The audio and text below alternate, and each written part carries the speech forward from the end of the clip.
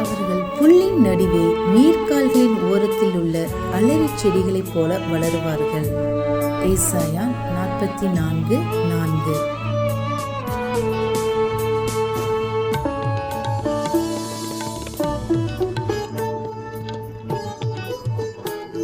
They shall spring up as among the grass, as willows by the water courses.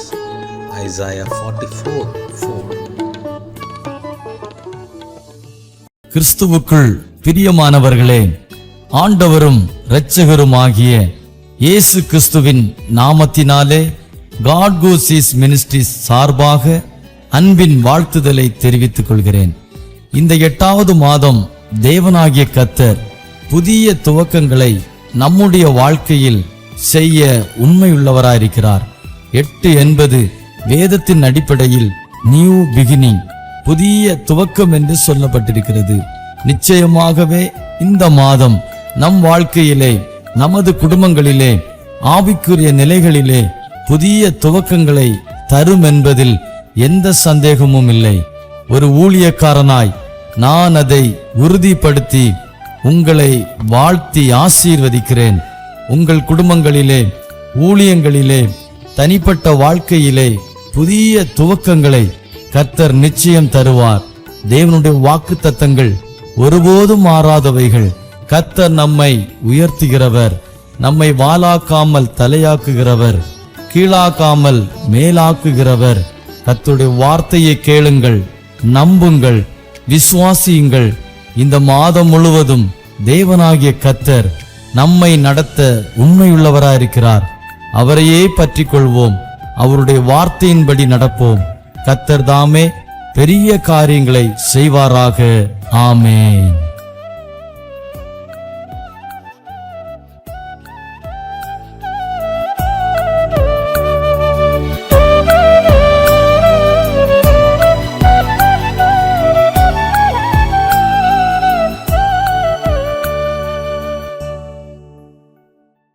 கர்த்தருடைய நாமம் மகிமைப்படுவதாக. உங்கள் யாவரையும் இயேசுவின் நாமத்தினாலே வாழ்த்துகிறோம்.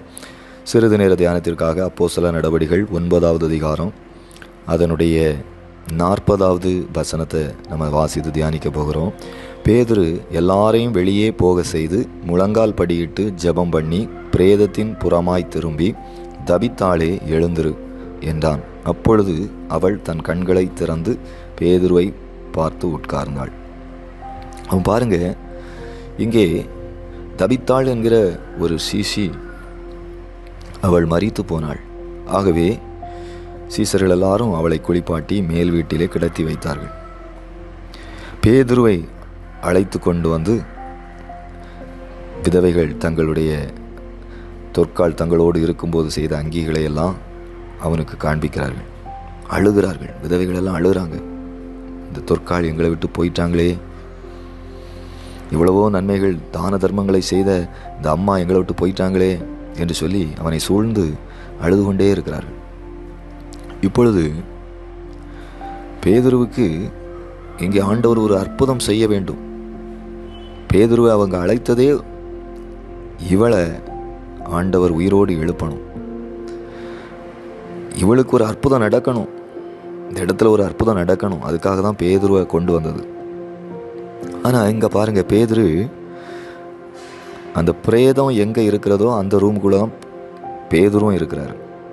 அற்புதம் எங்கே நடக்க வேண்டுமோ அந்த அறைக்குள்ளே தான் பிரேதமும் இருக்கிறது, பேதுருவும் இருக்கிறார். அழுகிற ஒரு கூட்டம் ஜனங்களும் அந்த மேல் வீட்டு அறையில் தான் இருக்கிறாங்க. ஆனால் பேதுரு என்ன செய்கிறார் பாருங்கள், முதல்ல அற்புதம் நடக்கிறதுக்கு எல்லாரையும் வெளியே போக செய்து, அற்புதம் நடப்பதற்கு தடையாக இருக்கிறவர்களை வெளியே போக செய்கிறார். ஆமா, இங்கே ஒரு உயிர்த்தெழுதலின் வல்லமை இறங்கணும்னா, இந்த பிரேதம் உயிரோடு எழும்பணும்னா, ஆண்டவர் இங்கே ஒரு அற்புதம் செய்யணும்னா, நீங்கள் இந்த அறைக்குள்ளே இருக்கக்கூடாது. நான் ஜெபிக்க போகிறேன். ஆகவே நீங்கள் எல்லாரும் வெளியே போங்க. ஏன்னா அவங்க எல்லாரும் அழுது கொண்டு இருக்கிறாங்க. இயேசு கிறிஸ்து 12 வயது உள்ள ஒரு சிறுமியை எழுப்புவதற்காக அவர் போகும்போது எல்லாரும் அழுது கொண்டு இருக்கிறாங்க. ஆனால் இயேசு என்ன சொன்னார்? அழாதுங்க, பிள்ளை மரிக்கவில்லை, அவர் நித்திரையாக இருக்கிறார். எல்லாரும் அவரை பார்த்து நகைத்தார்கள். ஜனங்களை எல்லாம் அவர் வெளியே போக பண்ணின பிறகுதான் அவர் போய் அற்புதம் செய்தார். அப்போ இங்கே பாருங்க, ஒரு கூட்டம் ஜனங்கள் அழுது கொண்டே இருக்கிறாங்க. நம்பிக்கை இல்லாமல் அழுகிறாங்க. நம்பிக்கை இல்லாதவர்கள் தான் அழுவாங்க. நம்பிக்கை உள்ளவங்க அழமாட்டாங்க. விசுவாசம் உள்ளவங்க அழமாட்டாங்க. விசுவாசி பதறான். அப்போது நம்பிக்கை இல்லாத ஒரு கூட்டம் அந்த அறைக்குள்ளே இருந்தால் ஆண்டவருடைய சுகமளிக்கிற வல்லமை வெளிப்படாது. ஜெபிக்க முடியாது. பேதுருவுக்கு ஆவியில் நிறைந்து ஜெபிக்க முடியாது. அப்போ நமக்கு ஜெபிப்பதற்கு எதெல்லாம் தடையாக இருக்கிறதோ அதையெல்லாம் நம்மை விட்டு மாற்றணும். நல்லா கவனிங்க. நாம் ஜெபிப்பதற்கு என்னெல்லாம் தடையாக இருக்கிறதோ அதையெல்லாம் நம்முடைய வீட்டை விட்டு, நம்முடைய அறைகளை விட்டு வெளியே அகற்றணும். செல்ஃபோன் பாருங்கள், இன்றைக்கி நிறைய பேருக்கு செல்ஃபோன் இருக்கிறதுனால பரிசுத்தாவியில் நிறைந்து தேவனோடு இணைய முடியலை, சஞ்சரிக்க முடியலை. 1 மணி நேரம் ஜெபம் பண்ண உட்காந்தாங்கன்னா 4 ஃபோன் வருது, 5 ஃபோன் வருது. ஆனால் பேதுரு என்ன செய்தா தெரியுமா? இங்கே ஒரு அற்புதம் நடக்க வேண்டுமானால் இவர்கள் இங்கே இருக்கக்கூடாது. இவர்கள் எனக்கு தடையாக இருக்கிறாங்க, ஜெபத்துக்கு எனக்கு தடையாக இருக்கிறாங்க. உங்கள் ஜெபத்துக்கு யாரெல்லாம் தடையாக இருக்கிறாங்களோ அவங்களெல்லாம் நீங்கள் அப்புறம் போக பண்ணி அதன் பிறகு நீங்கள் ஜெபிக்கணும். இயேசு ஜெபிக்கும்போது ஒரு உயர்ந்த மலையின் உச்சியில் போய் ஜெபம் பண்ணாராம். ஏன்? ஜெபிக்கிறதுக்கு தடை வந்துடக்கூடாது. என்னை தேடி எவ்வளவோ ஜனங்கள் வருவாங்க. எவ்வளவோ ஜனங்கள் வந்தாலும் ஜெபிக்கிறதுக்கு எந்த தடையும் வரக்கூடாது என்பதற்காக அவர் தனிமையாய் போய் வனாந்தரத்தில் போய் மலையில் போய் இருந்து ஜெபிக்கிறார். நம்முடைய ஜெப வாழ்க்கைக்கு யாரும் தடையாக இருக்கக்கூடாது. அப்படி ஒரு சூழ்நிலையை நம்ம உருவாக்க வேண்டும்.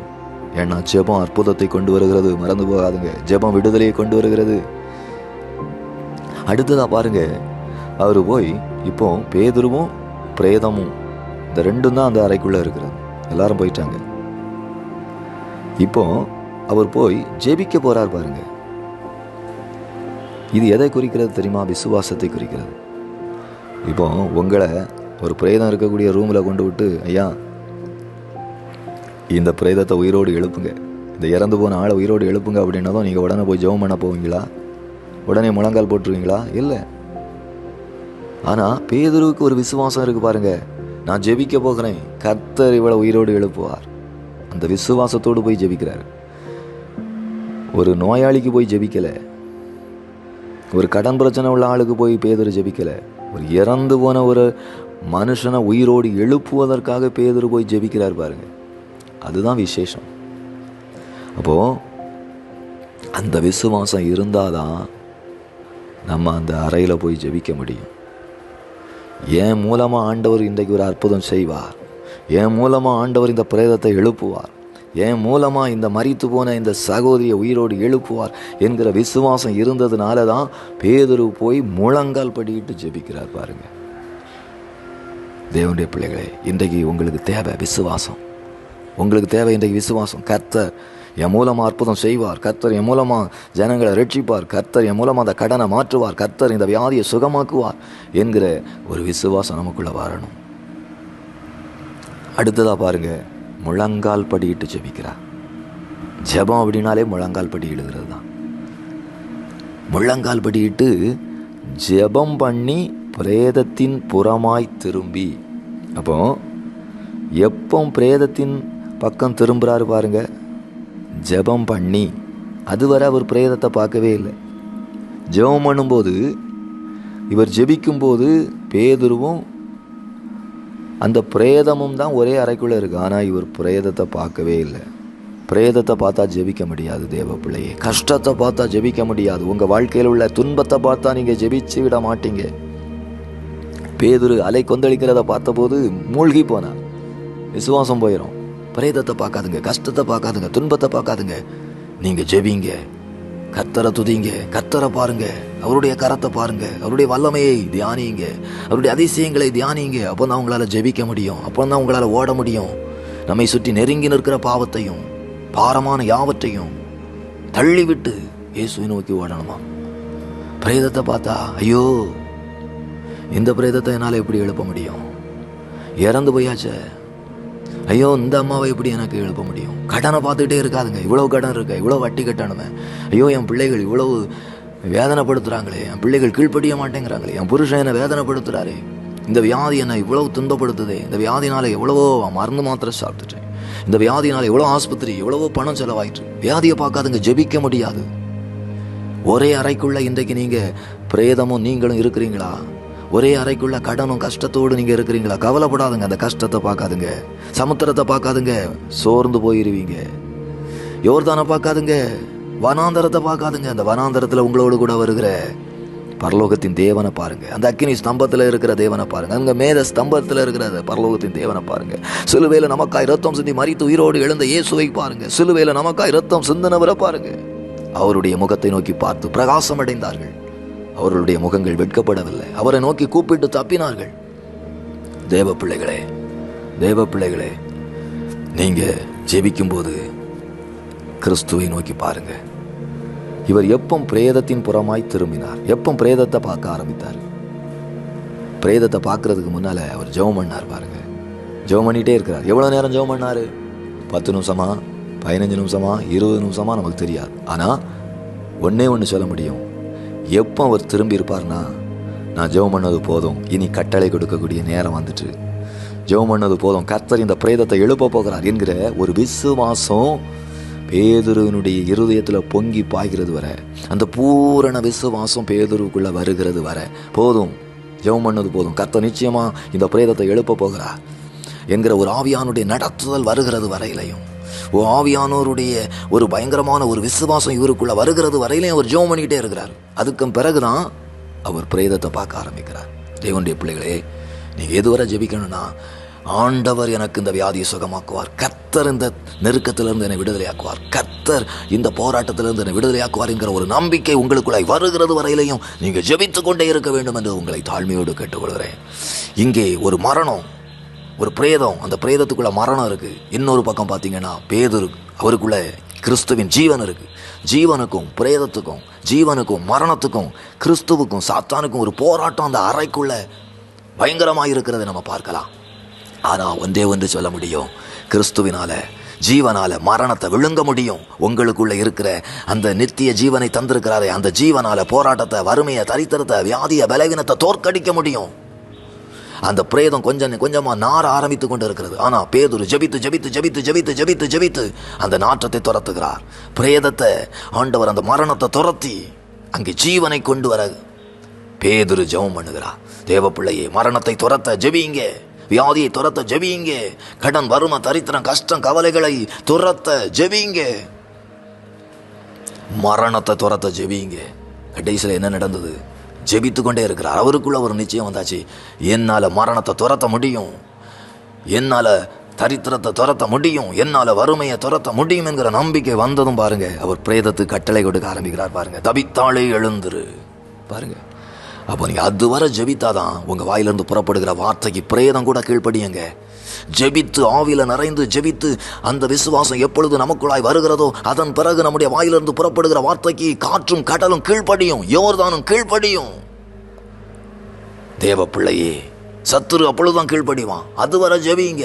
ஒரு விசுவாசம் உங்களுக்குள்ள வருகிறது வர ஜெபிங்க. நீச்சலாலும் கடந்து போய் ஜெபிங்க. முழங்கால் அளவுல ஜெபத்தோடு நிறுத்தாதுங்க. பரிசுத்த ஆவிக்குள்ள கடந்து போய் ஜெபிங்க. அப்பொழுதுதான் மரணத்தை துரத்த முடியும், வியாதியை துரத்த முடியும், ஜனங்களை ரட்சிப்புள்ளாய் கொண்டு வர முடியும், கலக்கங்களை மாற்றி ஒரு சமாதானத்தை நம்முடைய குடும்பத்திற்குள்ளாய் கொண்டு வர முடியும். கர்த்தர் தாமே ஆசீர்வதிப்பார். ஆண்டவரே, ஒவ்வொருவரையும் ஆவியில நிறைந்து ஜெபிக்கக்கூடியவர்களாய் மாற்றும், ஆராதிக்கக்கூடியவர்களாய் மாற்றும், ஒவ்வொருவரையும் பலப்படுத்தும், வழி நடத்தும். இந்த வசனத்தை மூலம் எங்களோடு பேசினீரே, எமக்கு ஸ்தோத்திரம். பெரிய காரியங்களை செய்யுங்க. இயேசு கிறிஸ்து நாமத்தில் ஜெபிக்கிறோம் ஜீவன நல்ல பிதாவே. ஆமே, ஆமே.